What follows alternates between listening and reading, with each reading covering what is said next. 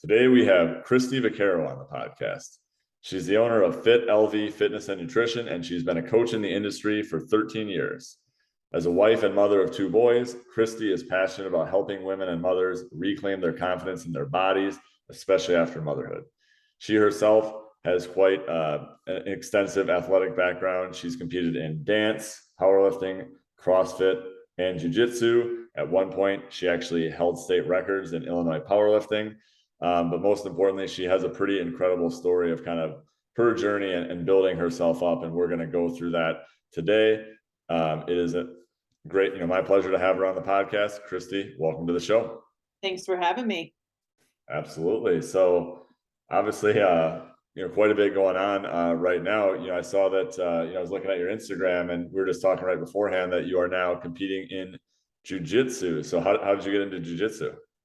Yeah, starting a sport in your like mid 30s, my husband's 40 and he started with me, was not something that we had planned. Like I think a lot of people feel once they're past high school or past college, like whatever athletics they were in is probably it for them.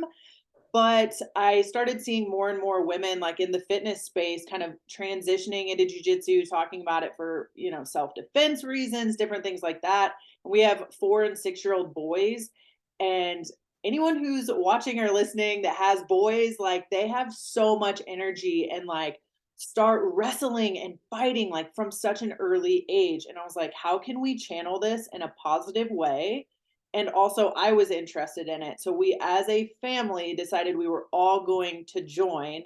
Well, first I started, then the boys started like 4 days later, and then it took about 2 weeks for my husband to join because he was very much in the I'm 40 years old, I don't need to start a new sport. Like I played college football, I'm good. And so then I was like, well, you can't have your wife and sons like be in this badass sport and then you're just like coming to watch. And so I kind of like unintentionally shamed him into joining, and now he loves it. Nice, nice. Well, no, that's pretty awesome, pretty cool. I have a 4-year-old, almost 5-year-old boy myself, so we're always wrestling and getting out that aggression. So I can resonate with that for sure. So everyone obviously looks at you right now, and you're very fit. Have done a lot of things, but I know it wasn't always that way. There's obviously a journey and a process that it takes to get there. So why don't we start from the beginning? So what were things like for you growing up, and how did you get into fitness?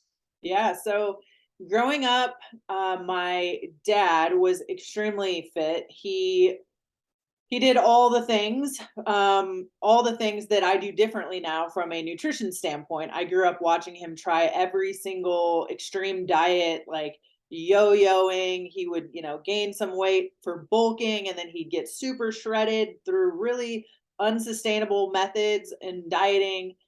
He did a lot of two-a-days, so I was constantly seeing him come home from the gym and like flexing, and so that was all kind of like ingrained in my brain from a really early age.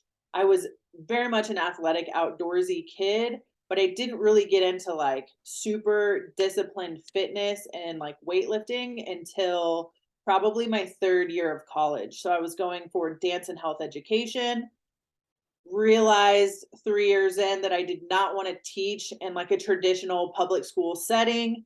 Ended up dropping out, and the guy I was dating at the time was a personal trainer, and I just fell in love with the training because I was going to school for education. I wanted to teach movement of some kind. And once I started learning how to transform my body in the gym, and I could pair that with the education piece that I had just studied for 3 years, it was just like the perfect match for me. Love it, love it. So obviously you got into it out of passion, kind of saw what your dad did growing up, but definitely got you into fitness. So like what did your personal fitness routine look like growing up? Or like when would you say you first started getting in the gym? Like how old were you? I probably didn't start getting into like the traditional gym until high school. I remember going to like some Zumba classes with my mom, and then I would kind of tinker around on the machines like everyone does. Do we really even know what we're doing? You get on the treadmill for 15, 20 minutes and you do a few machines, you take a class here and there. It was like no real rhyme or reason. And then when I was going to college for dance, you know, professional dancers have a certain aesthetic. You're typecasted based on your body type. So I was not allowed to build muscle really I had to stay very lean, very small, petite. And I was about 120 pounds all through college. And then once I dropped out, I kind of rebelled against that, like the super petite, not allowed to weight lift, all of that stuff, because I had no one telling me how I had to look. So I was like, screw it. And then I ended up getting into powerlifting and put on as much mass as I could. Like it was, I wanted to see how strong I could get, how big I could get. I had cutouts of a couple different like figure competitors at the time and powerlifters, and I just wanted like mass. And I ended up getting up to like 170 pounds. It was Wow. quite a process. Like I'm not talking about a short period of time. Like this is from like age 19, 20 when I dropped out to, 25 when I was at my heaviest, and I competed in 100 at 165 pounds in powerlifting. Wow. Wow. That's crazy. So, I mean, and something that I think, to bring up here too is like a lot of times, with women in society, it's always, oh, you got to lose weight, you got to lose weight. But you were in a kind of a bulking phase here. How did others feel like when you were bulking? Did anyone ever give you any pushback on that? Well, I mean, not only was I like putting on a lot of muscle mass, but I was also getting tattooed in that process. Cause when I was a dance major, no tattoos, you had to have your hair a certain color. So, I mean, I kind of went off the deep end with like tattoos and piercings and dyeing my hair and just like, screw this. Like, you telling me I have to weigh 120 pounds and I can't do this and I can't do this. I was like, I'm going to do what I want. So yeah, there was definitely pushback, and I was living in a small town in Illinois where having sleeve tattoos back, and I did not have near the tattoos I have now, but yeah, a lot of opinions on the way that I looked, and still, I look back on some of like I did some different modeling shoots and things, and the comments on my body, and I had too much muscle and too much this, too much, too much, too much, and I still like I try and be as extra as possible. Wow. I mean, I give you props for that. I mean, that's hard when you get that many comments like that. I mean, just speaking like from personal level, like how do you handle that when that many people are making comments like that? I think a lot of personal development work, understanding where the comments are coming from, that it's not really about me, it's about them and their own insecurities. A lot of just self validation. I do so much mindset work through reading and podcasts and journaling and gratitude and just like, how does their opinion impact my life? Does it? No, it doesn't. Like, and I have been I feel like I've had my hair every different color, my physique every different way, and no matter what, someone has something to say. So I just needed to focus on what made me feel best and confident. And then also, I know how I treat other humans. And I always say, like, oh, I will never forget this. I was in the grocery store, and there was what I thought was this sweet little old lady pushing her cart, and she stops and she goes, "Excuse me." And she was so short. I totally thought she was going to ask me to reach something for her. And I was like, "Yeah." And she goes, "You're disgusting." And she like pointed up and down with her little wrinkly finger. And she was like referring to my tattoos, I'm assuming, but maybe my muscles as well. And I was like, okay, totally not Jeez. what I thought you were going to say. But like, I can't harbor that stuff. Like, I just have to laugh it off because it doesn't matter. Like, someone's gonna say something. It Holy cow. Was that a while ago? Was that was actually in Vegas. I mean, it was probably 5 years ago. wow. Yeah. Well, I mean, good for you. I mean, geez, you're just despite everyone, you just do what's best for you and what you want to do. And I totally respect that for sure.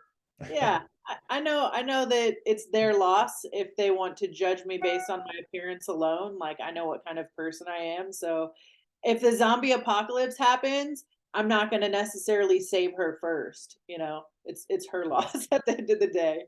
Yeah, for sure. No, I definitely appreciate you sharing all this because I think that a lot of people go through different struggles of other people's opinions and kind of you sharing how you handle it as well. So So you basically, from like I said, about 19 till about 25. So you put on, 50 pounds, or, you competed at 165 in powerlifting, obviously got really strong. So, you know, what happens next? So next, let's see, I moved to Vegas. So in that time of like that transition, with the boyfriend I had at the time, we built up quite a following as far as personal training clients, ended up opening a brick and mortar gym. It was a relationship with many red flags, very emotionally abusive, um, borderline physically abusive, but I stuck around. It was one of those situations that I like stuck around because of the clients and because of the gym that I helped build. I was 24 years old and had a brick and mortar gym, and it was awesome and I loved it. But I knew that I did not see myself in this relationship long term at the way it was going. It was one of those like I thought I was gonna be the one to change this person. I think we've all been in one of those relationships at some point. And I was like, "Oh," like, I wanna, like, pat my younger self on the back and be like, "That was cute." Um, but I finally just had a conversation with my clients. I was like, "I have to leave," like, they knew. And so I packed up at 24, with one of my dogs and whatever I could fit in my Jeep Wrangler and moved cross country. I called my great aunt because I was embarrassed and I knew my parents wouldn't, I didn't wanna ask my parents, like, I don't know if they would have helped me or not, but I asked my great aunt for a loan because I had no money, and I ended up at that time of the transition, I actually stopped competing in powerlifting because it was just too much for me. Like I was repairing myself like emotionally and mentally in the pressures of, trying to get up to a 400 plus pound deadlift. Like that priority just wasn't there. So I very much continued to power lift. I just relieved myself of the pressures of competing. And I think that's an important thing for athletes to know when they're in a season of competition and when they're in a season of just training, and being able to prioritize like mental and emotional capacity and like your competitiveness, because if your emotional state is not in a good place, it's really hard to show up as your best athlete. So I put that competing on the back burner, moved to Vegas in 2014, and I was renting a room out of a house with a bunch of strangers. The rent was like 300 a month for the room. I had a mattress, like a used mattress on the floor. I had my luggage as my nightstand. I had a sheet for my curtain. I mean, it was hot mess express. Um, and I couldn't even afford my $300 a month. Like I was writing Jay Hall. Never, I love that guy. Like I appreciate him so much. I was like writing him IOUs while I was trying to build up some personal training clients in Vegas, network, meet people. Hey, I'm a personal trainer. I just moved from Illinois. Like, and just trying to do my thing and build back up. But in the meantime, like from a training standpoint, it was just more about like maintaining my strength and my physique, and I just had to figure out my life at that point. Wow. I mean, quite a story. And I'm sure just a, tough moment for you there, given everything you kind of built up in Illinois to that point. I'm sure it was really hard to leave. So what made you want to go to Vegas specifically from where you were? Yeah, so when I was in college, anyone that's from the Midwest or has been there in the like fall and winter, it's not my scene. It is cold, it is dreary, it's depressing, it's windy, snowy. Like one day you have sun, the next day it's like snowing. It's just very confusing weather. It's not for me. And so I'm like, where is it hot most of the year? Where is it sunny most of the year? And where can I afford? And also like a place where traveling for like friends and family is relatively easy, because I didn't know anyone in Vegas and I wanted to move somewhere where it would be like affordable to travel. And so Vegas checked all those boxes for me. I also knew because it's such a huge city, I would be able to rebuild. I mean, I feel like I can rebuild what I had anywhere, but I knew Vegas, like a lot of people care about their physique and their fitness in Vegas, and it's hot and sunny and cheap to fly into. So There you kind go. of threw a dart at the map. There you go. And I live in we live in Wisconsin here, so I can totally resonate with that, wanting to get out of the cold and get into some warmer weather. So yeah.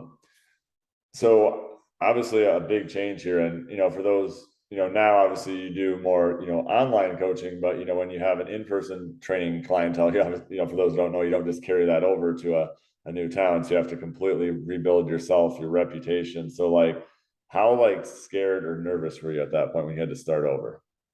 I actually felt like what's that Alicia Keys song, Girl on Fire? Like when you're driving 27 hours across the country with just whatever you can fit in your car and you like left a really horrible relationship, like I felt on top of the world because I knew I had my like emotional freedom.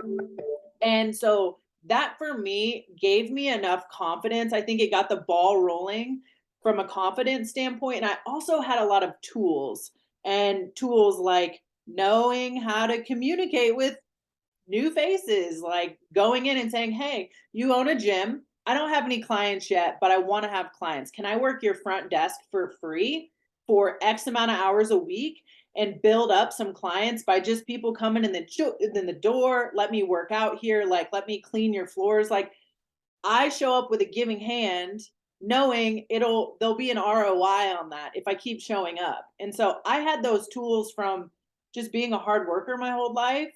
And so they were like, "Yeah, we need someone to work the front desk. We need someone to lock up at night." I didn't have any friends or anything else to do, so why not just hang out at the gym and hope to? And sure enough, I had people, "Oh, you're new here. What do you do?" "Oh, I'm a trainer." "Oh, you're a trainer. What are your hours? What are your rates?" And sure enough, I'm good enough at what I do that it just starts to pick up. And I was working graveyard as an armed security guard at the convention center. So like I have other skills that I could show up to Vegas and say, "Oh, I have my CCW. I have, these firearms and these skills. Like, do you need a security manager?" And so I was able to start making not enough money for the work I was doing, but it was enough to pay the $300 bill and food while I built up my PT, and then I could cut that other one off. Wow, that is quite a story. I mean, literally just completely rebuilt yourself in Vegas. So was that something like you said you've always had a good work ethic? Was that something that was just instilled from a young age, or is that something you had to develop on your own? No, very much instilled. Like my dad raised us all. Like I started selling sweet corn out of the back of my dad's pickup truck on the corner at like, I don't know, 9, 10 years old, like John Deere hat, pigtails, like sign that we spray painted. I'd sit back there 12 ears for a dozen, or a dollar a dozen for corn. I'd sit on the back of his truck, lemonade stand, selling sweet corn, babysitting super early. Like I've always worked. And when I told him I wanted to go to college, he said, "I will co-sign on your loan, but you have to get a full-time job the summer before you go to college," which was like a knife to the heart for a kid that just graduated high school. No one wants to work 40 hours a week the summer before they go to college. But I was working for the city as the only woman working for the city mowing abatements, which is when people go to jail or whatever, their, lawns grow out, there's homeless people living in and their houses are trashed. I was doing cleanup from like 5 a.m. to 1 p.m., 40 hours a week this summer before college. So I've always just had a really strong work ethic, and I thank my dad for that. Nice, nice. Yeah, all the bodybuilding stuff growing up and everything else sounds like he instilled some good solid work ethic in you. So obviously at this point you translated those skills, which as you clearly have proven, like these skills are transferable to many different areas. Obviously in your fitness and in your business and everything else. So now that you've gotten into Vegas and we've kind of gotten the initial stages, so like what happens next? So building up the personal training clientele, still doing a little bit of odds and ends with the security job. I ended up meeting my husband, my now husband.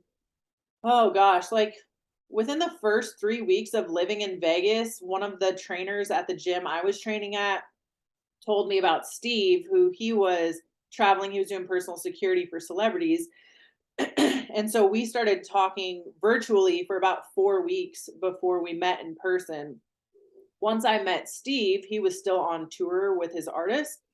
He had me move into his house to take care of his house because he was always gone, and he saw the house I was living in, which he didn't love my setup with, the random people and the mattress on the floor. And he's like, babe, like you're better than this setup. Like no one's living in my house. Whether or not we work out from like a relationship standpoint, he's like, I need someone to take care of my house anyways.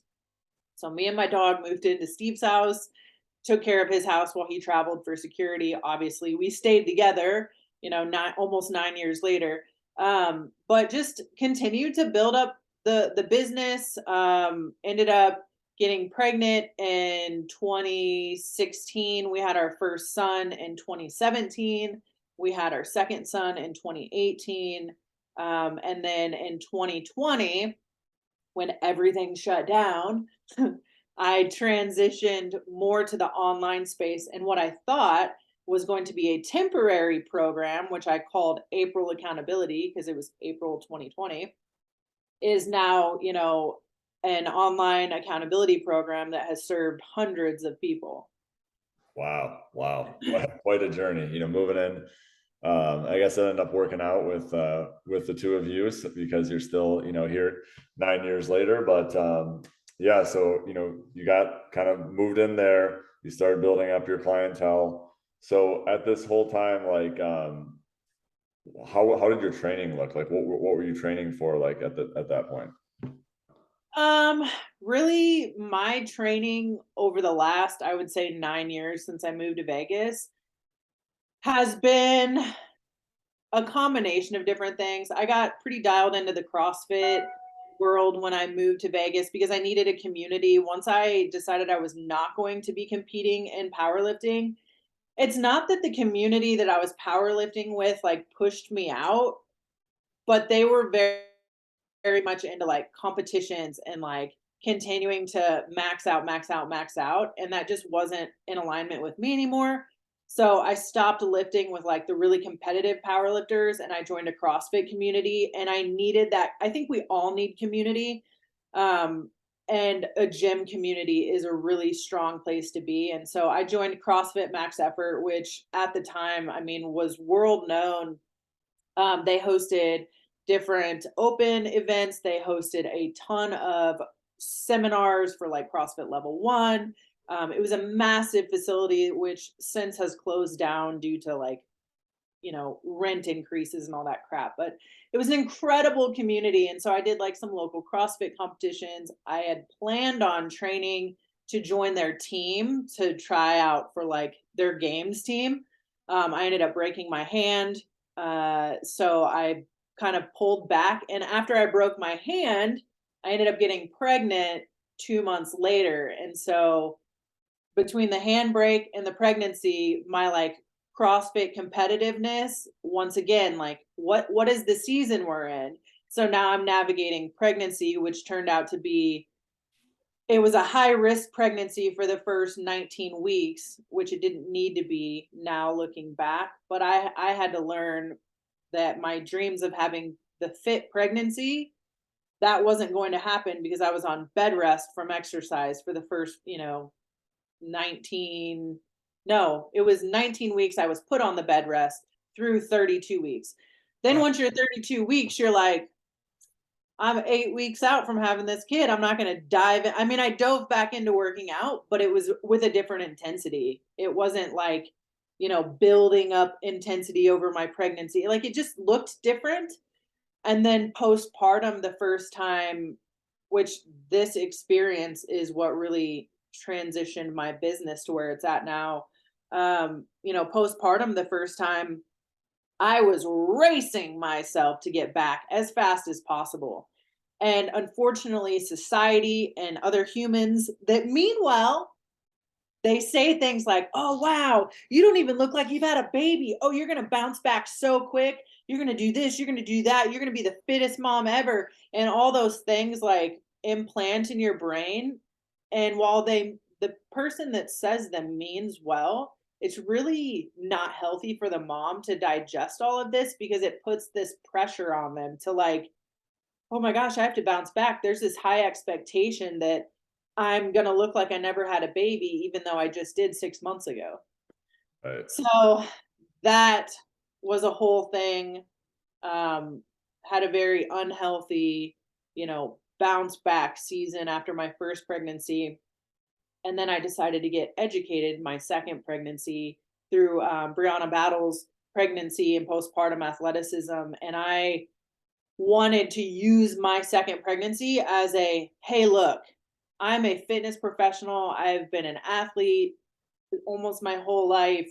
And you don't have to do all of the things. Like if you look at CrossFit Games winner Tia Toomey, she's having an insane pregnancy right now. She's a like 0.5%. She's the outlier. No one should strive to do that in their pregnancy.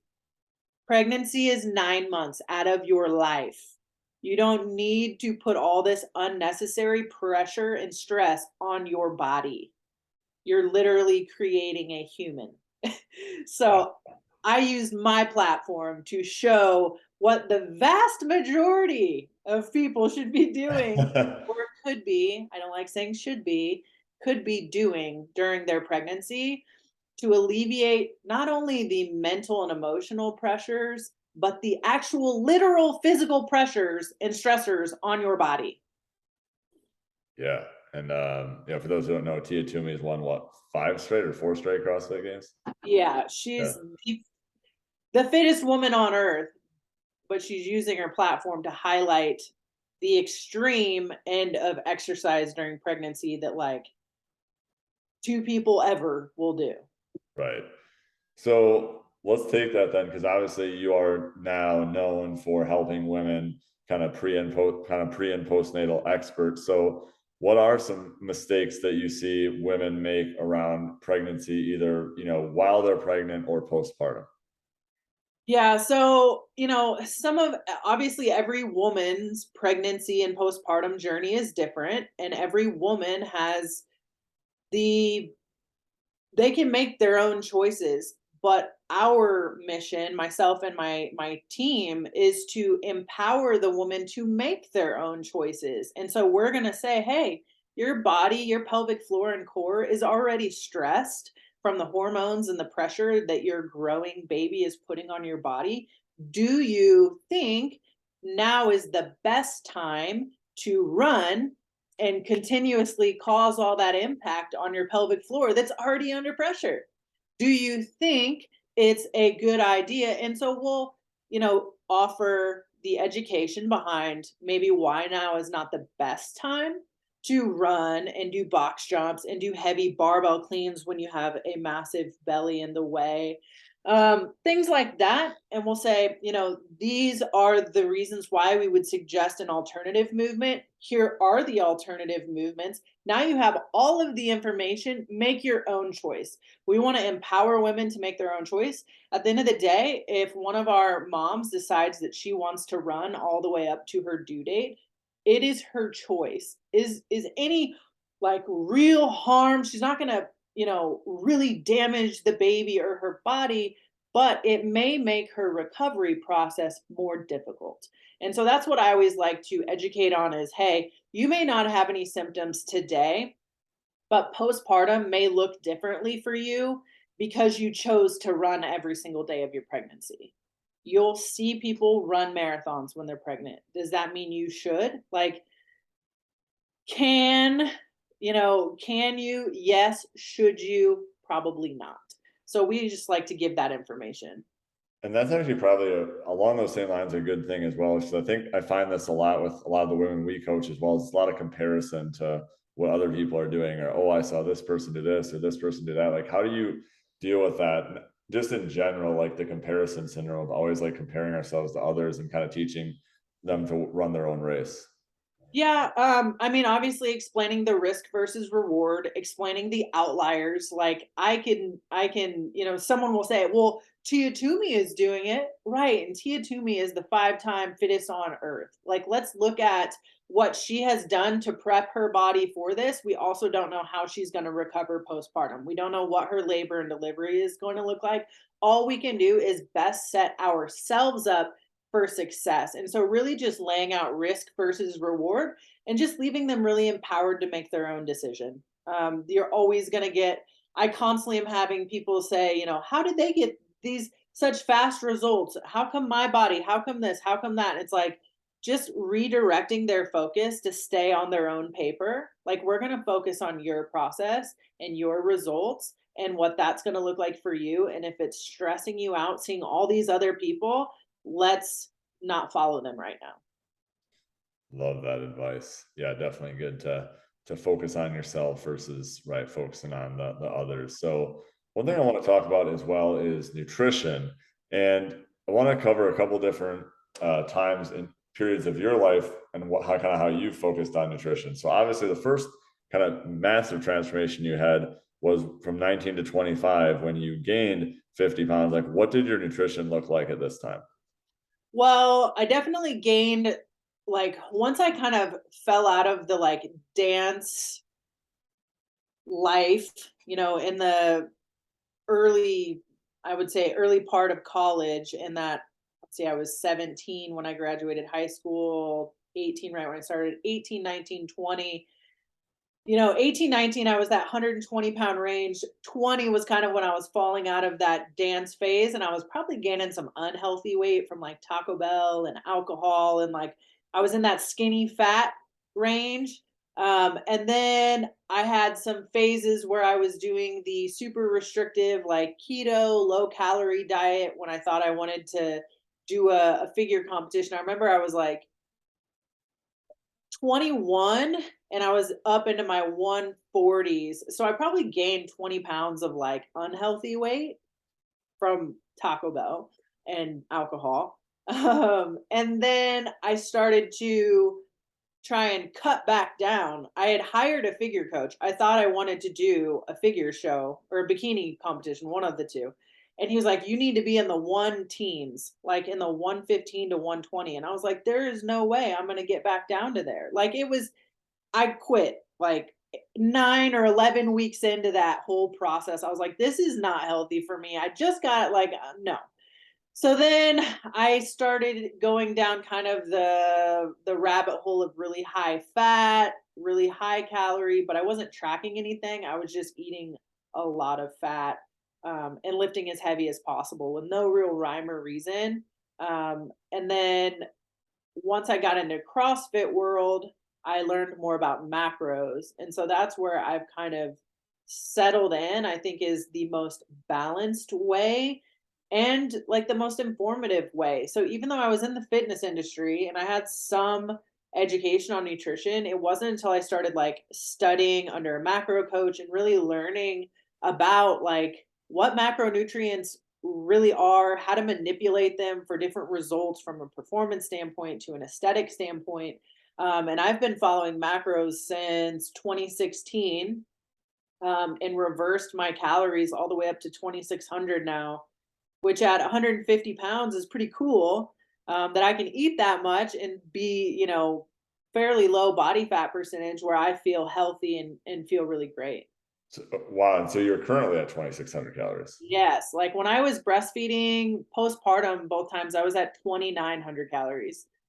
There you go. So much for the 1,200 calorie myth, huh? Yeah, no, and my goal from all of my clients is to get their calories as high as possible while still seeing results.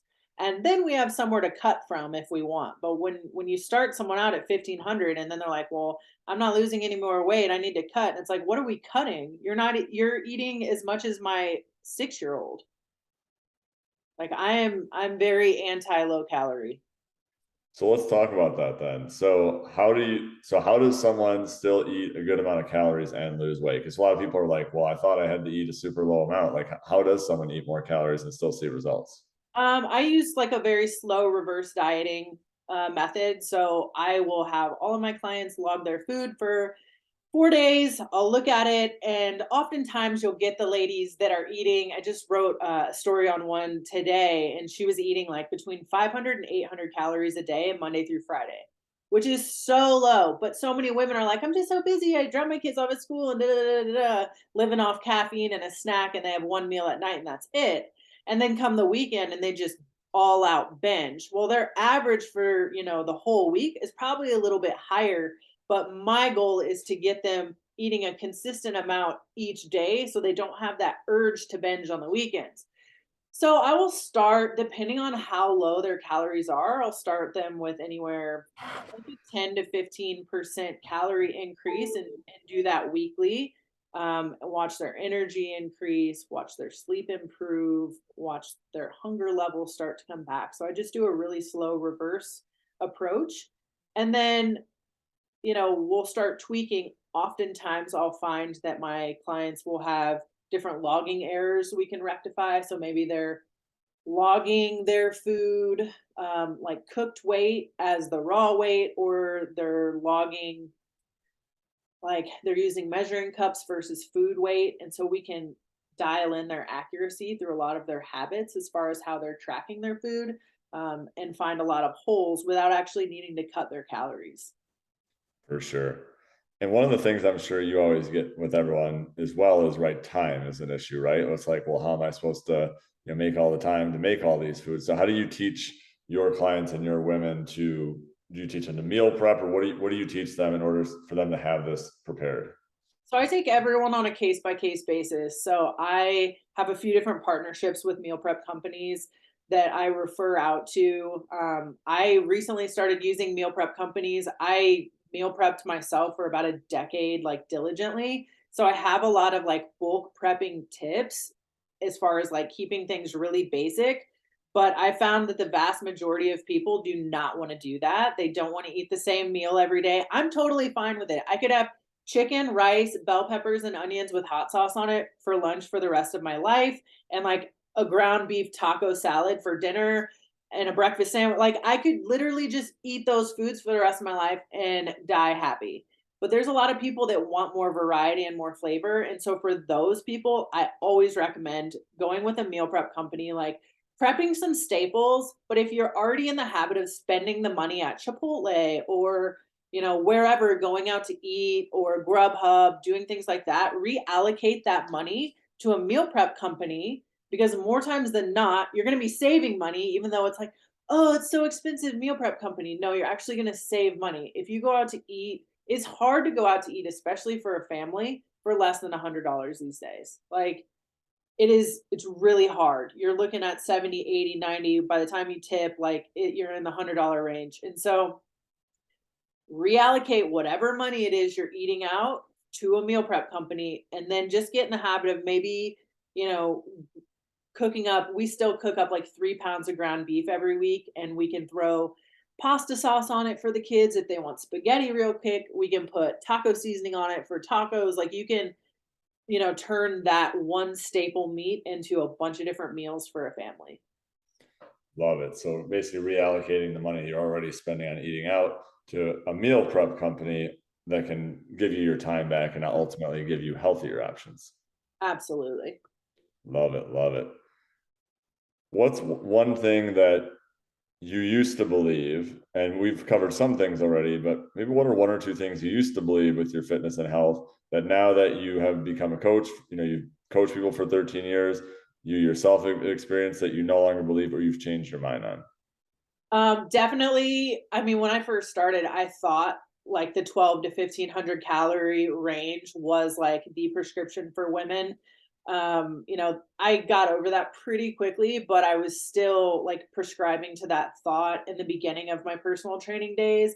That and then the hour of cardio a day. Like I've gotten over that as well. And I focus way more on total like steps and activity, like standing time with my clients. Like even myself transitioning from in person training for hours all day. I'm on my feet, I'm on my feet. Now I'm in this desk chair all day. And so prioritizing like the low intensity movement, the steps, like just total steps in the day versus you got to go do an hour of cardio every single day. You got to, keep your calories low, low, movement high. Like all that stuff starts to stress the body and actually makes it harder to let go, especially women. in their mid 30s, mid 40s, mid 50s, mid 60s, who their hormones are changing and their bodies are already once again stressed, just like pregnancy and postpartum. We're doing too much. So dialing that back, focusing on more calories, making the body feel safe, and then lowering some of the intensity of the workouts. I love that. And I think a lot of that is counterintuitive to a lot of what's taught in society, that you gotta slash calories way down, you gotta crush yourself with cardio and all these soul crushing workouts. But like you said, and you are living proof that it's definitely possible to make changes by eating good amounts of food and also focusing on strength training and probably doing less than many And other I people. I think another piece for me, like as a coach too, I have enough confidence in my methodologies now that I will tell my clients, if you are looking for a rapid transformation in a short period of time, I am not your coach. I have no desire to put out these like crazy transformation posts, you know, only 6 weeks, 8 weeks worth of time. Like, that's not who I am as a coach. I want to change someone's life.